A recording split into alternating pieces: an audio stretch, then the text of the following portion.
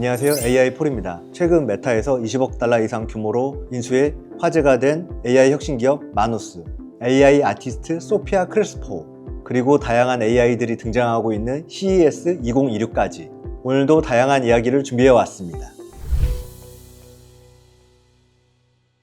첫 번째 코너에서는 자유실행형 AI 에이전트 마누스를 소개합니다. 마누스는 싱가포르에 설립된 기술기업 버터플라이 이펙트 테크놀로지에서 개발한 실행형 인공지능 에이전트입니다.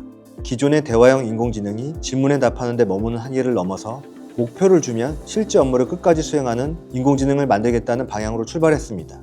대부분의 인공지능은 질문을 잘 이해하고 문장을 잘 만들어내지만 그 결과를 실제적으로 이해가는 단계에서는 여전히 사람이 개입해야 했다는 점입니다. 버터플라이 이펙트 팀은 이 지점을 인공지능이 똑똑해졌지만 아직 이를 맡길 수 없는 상태라고 정의했습니다. 마누스 기술의 핵심은 오케스트레이션 레이어입니다. 여러 인공지능과 도구를 대신해 관리해주는 일 매니저 같은 역할입니다.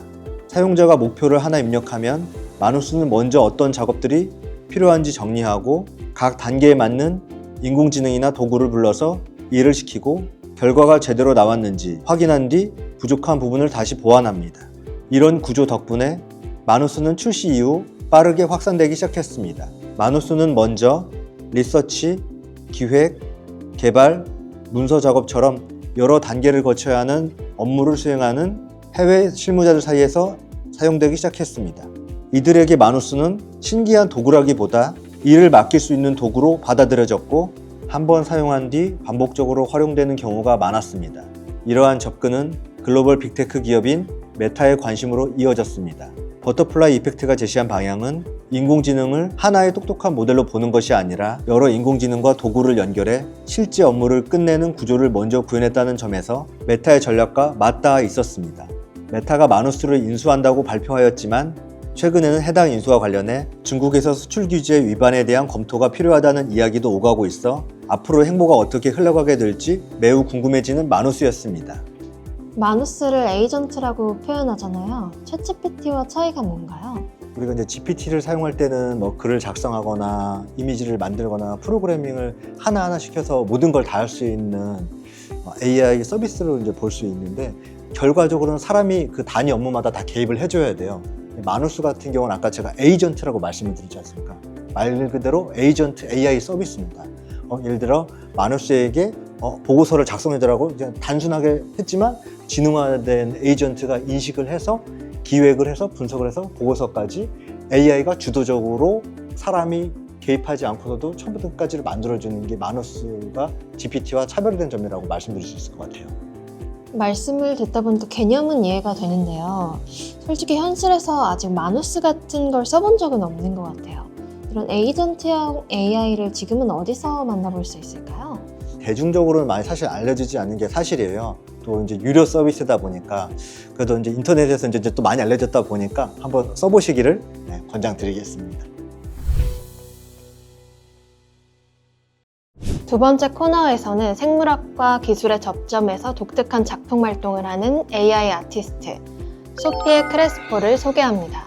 소피아 크레스포는 포르투갈 리스본을 기반으로 활동하는 아르헨티나 출신의 예술가입니다.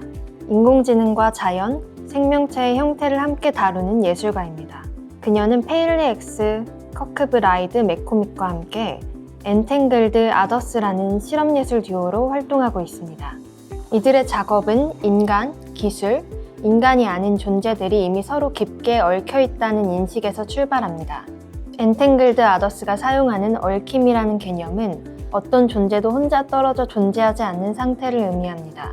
사람의 행동, 기술의 작동, 자연의 변화가 서로 영향을 주고받으며 함께 움직이는 상태입니다.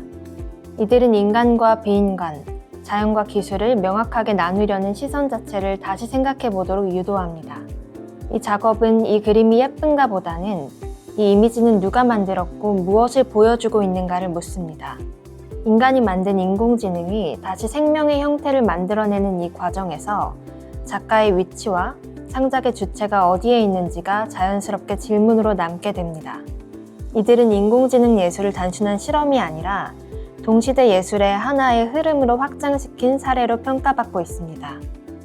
소피아 크레스포의 작품을 보면 이게 자연 같기도 하고 인공 같기도 하고 약간 애매한 느낌을 작가분이 의도한 건가요?